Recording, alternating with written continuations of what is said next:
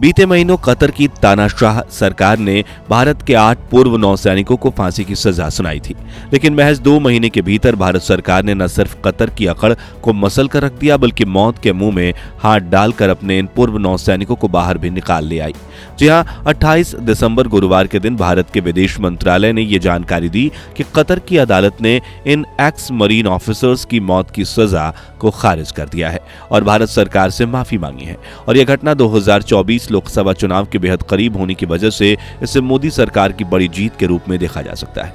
पूरी डेवलपमेंट क्या है, चलिए जानते हैं। लेकिन उससे पहले जिस तरह भारत सरकार ने अपने नेवी ऑफिसर्स की जान बचाई, उसके लिए वीडियो को एक लाइक करने के साथ कमेंट्स में जय हिंद जरूर लिखिए। दरअसल पिछले साल अगस्त महीने में कतर सरकार ने वहां की लोकल कंपनी अल दहरा ग्लोबल में काम करने वाले भारत के 8 पूर्व नौसैनिकों को इस इल्जाम में गिरफ्तार किया था कि वो कतर की एक स्पेशल सबमरीन की डिटेल्स इजराइल को लीक कर रहे हैं। लेकिन साथ ही कंपनी के सीईओ को भी अरेस्ट किया गया। दरअसल कतर के मुताबिक ये सुपर सीक्रेट प्रोजेक्ट था, जिसमें इटली की एक टेक्नोलॉजी से ऐसी सबमरीन बनाई जा रही थी जो रेडार की पकड़ में न आए। लेकिन यहाँ हैरान करने वाली बात तो ये थी कि इस कंपनी का जो सीए था वो कतर का रहने वाला था। उसे तो कतर सरकार ने सिर्फ 2 महीने में बेल दे दी, जबकि उन 8 इंडियन सिटीजन्स को कारावास में रखा गया और उनके परिवार वाले तो छोड़िए, उनसे भारतीय दूतावास के अधिकारियों तक को मिलने नहीं दिया जा रहा था। और ये दोगलापन देखकर भारत समझ गया था कि दाल में कुछ काला नहीं बल्कि पूरी दाल ही काली है, क्योंकि हमारे नौसैनिकों को बिना किसी सबूत के ही फंसाया जा रहा था। खैर, इसके बाद मार्च महीने में कतर की अदालत में इस केस पर सुनवाई शुरू हुई और 26 अक्टूबर को उन्हें अचानक से फांसी की सजा दे दी जाती है। लेकिन जब भारत सरकार उनकी जासूसी के सबूत मांगती है तो कतर चुप रहता है, क्योंकि उसके पास कोई सबूत ही नहीं थे। इसलिए भारत ने कतर की दूसरी अदालत में फिर से केस की सुनवाई की अपील की थी, जिसे पहले तो कतर मानने से इनकार कर रहा था, लेकिन फिर भारत ने कुछ ऐसे कदम उठाए जिससे कतर को अपनी गलती का एहसास हुआ और कोर्ट केस दाखिल किया गया। और अब कतर से एक बहुत बड़ी खुशखबरी आ रही है। उन्होंने हमारे 8 पूर्व नौसैनिकों की फांसी की सजा रोक दी है और अब उन्हें कुछ सालों की जेल की सजा सुनाई जाएगी। हालांकि उसमें भी उन्हें सबूत पेश करने होंगे, वरना भारत की सरकार उन्हें छोड़ेगी नहीं। जी हां दोस्तों, मोदी है तो मुमकिन है।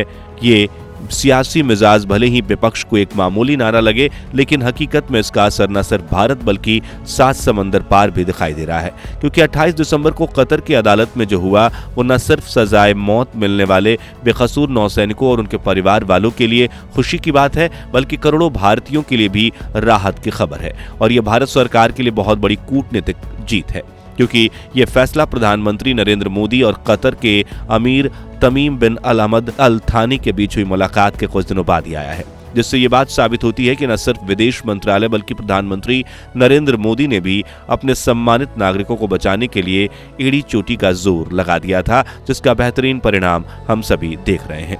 विदेश मंत्रालय ने कतर अदालत के इस फैसले से जुड़ी प्रेस रिलीज में कहा है कि कतर की अदालत ने भारतीय नौसेना के 8 पूर्व अधिकारियों को मौत की सजा कम करने का फैसला किया है। आगे उन्होंने लिखा है कि दहरा ग्लोबल केस मामले में आज कतर की अदालत का आदेश आया, जिसमें सजा को कम कर दिया गया है। हालांकि हमें पूरे आदेश का इंतजार है। कतर में हमारे राजदूत और अन्य अधिकारी सजा पाए नौसैनिकों के परिजनों के साथ अदालत में मौजूद थे। ये खबर सुनने के बाद हर भारतीय के दिमाग में यही सवाल उठ रहा है कि क्या अब इन नौसैनिकों को कोर्ट से रिहाई मिल जाएगी और ये भारत वापस आ पाएंगे?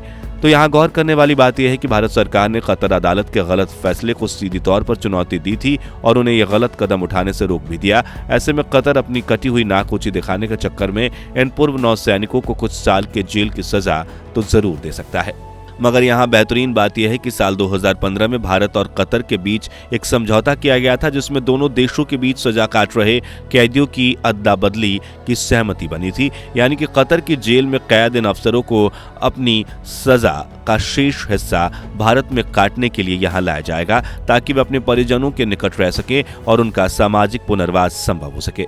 इसी तरह इसके बदले में भारत में सजा काट रहे कतर के कैदियों को उनके देश वापस भेजा जाएगा और इस अदला बदली की प्रक्रिया में हमारे नौसैनिक भारत वापस आ सकते हैं और यहाँ की जेल में अच्छे बर्ताव से उनकी सजा भी आसानी से कम हो सकती है। इसी से आप इस बात का अंदाजा लगा सकते हैं कि भारत ने इन नौसैनिकों को न सिर्फ सजाए मौत से बचाया बल्कि इन्हें पूरी तरह से आज़ादी दिलाने की दिशा में भी एक बड़ा कदम उठाया है, जो वाकई काबिले तारीफ है। दोस्तों आपको बता दें कि भारत के साथ दुनिया भर के कई देशों में यही कानून होता है, इनोसेंट अंटिल प्रूवन गिल्टी, यानी कि जब तक गुनाह साबित ना हो तब तक आरोपी निर्दोष रहता है। लेकिन कतर की अदालत ने बिना ठोस सबूतों के सिर्फ शक की बिना पर भारत के इन सम्मानित नागरिकों को फांसी की सजा दे दी थी, जबकि उस कंपनी के मालिक को बेल दे दी थी। आपको बता दें, जो कि सरासर गलत था। और हम उम्मीद करते हैं कि भारत सरकार ने जिस तरह इन नौसैनिकों की डेथ पेनल्टी हटवाई है, उसी तरह इनकी बेगुनाही साबित करने में भी कामयाबी उन्हें मिलेगी। आपको बता दें कि भारतीय नौसेना के पूर्व अधिकारी उदय भास्कर ने एक इंटरव्यू में कहा कि कतर की ओर से सजा कम करने का फैसला भारत के कूटनीति प्रयासों की वजह से ही हुआ है। अब आप सोचें कि भारत ने किस तरह हवा में उड़ रहे कतर के पर खतर दिए थे।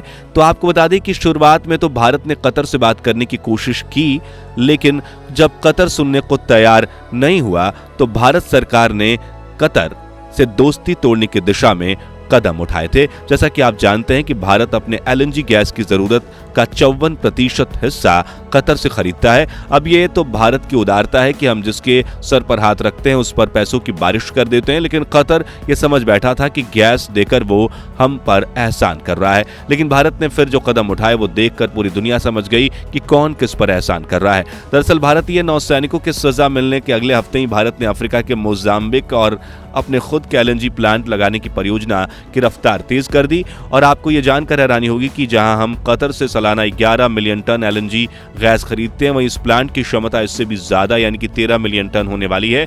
वहीं भारत ने यूनाइटेड अरब अमीरात की कंपनी के साथ 1.2 मिलियन टन और फ्रांसी कंपनी टोटल एनर्जी के साथ 0.8 मिलियन टन सालाना एलएनजी गैस खरीदने की डील साइन की थी। इसके अलावा रूसी कंपनी गैज़प्रोम भी भारत को सालाना 2.85 मिलियन टन गैस देती थी, लेकिन रशिया यूक्रेन जंग के दौरान ये सप्लाई रुक गई थी और हमने कतर से एक्स्ट्रा गैस खरीदना शुरू किया था। लेकिन कतर की बेईमानी देखकर भारत सरकार ने एकदम से गैज़प्रोम से सप्लाई शुरू करवा दी और कतर को एक्स्ट्रा ऑर्डर देना भी बंद कर दिया। वहीं रूस को कच्चे तेल का भी बड़ा ऑर्डर देकर प्रति बैरल $10 का डिस्काउंट ले लिया, जिससे भारतीय रिफाइनरी कंपनीज ने कतर से महंगा क्रूड ऑयल खरीदना बंद कर दिया। इतना ही नहीं, भारत ने क्रूड ऑयल रिफाइनरी से ज्यादा एलपीजी यानी कि लिक्विफाइड पेट्रोलियम गैस निकालना शुरू कर दिया, जिसका इस्तेमाल हर उस जगह पर हो सकता है जहां एलएनजी गैस इस्तेमाल किया जाता है। वहीं पिछले कुछ महीने से भारत सरकार ने रेगिस्तानी अरबी देशों को चावल और गेहूं दोनों देना बंद कर दिया है। कुल मिलाकर भारत ने कतर को अपनी शक्ति की एक छोटी सी झलक दिखाई और कतर कांप उठा और उसे दोस्तों की पीठ पर खंजर घोंपने की अपनी गलती का एहसास हो गया, क्योंकि वो बेकसूरों को सजा तो दे सकता है लेकिन अपने लाखों टन एलएनजी गैस के गुब्बारे बनाकर हवा में तो नहीं उड़ा सकता। इसलिए कतर की अपील अदालत ने केस में फिर से सुनवाई करने की भारत सरकार की अपील को कबूल किया और सुनवाई के दौरान जरूरी सबूत न होने की वजह से भारत के इन पूर्व नौसैनिकों को फांसी की सजा माफ कर दी। हालांकि इस केस में आगे की सुनवाई जारी रहेगी, लेकिन अब डेथ पेनल्टी से छुटकारा मिलने पर भारत सरकार ने चैन की सांस ले ली है। तो दोस्तों, डिप्लोमेटिक स्तर पर भारत सरकार की इतनी बड़ी उपलब्धि को लेकर आपकी राय क्या है, कमेंट्स में जरूर बताइए और वीडियो अच्छी लगी हो तो इसे लाइक शेयर जरूर कर लीजिए। साथ ही ऐसी ही दिल खुश कर देने वाली खबरों के लिए हमारे चैनल को सब्सक्राइब करके पास वाली घंटी जरूर बजा दीजिए और फेसबुक पेज को फॉलो करना मत भूलिएगा। जय हिंद, जय भारत।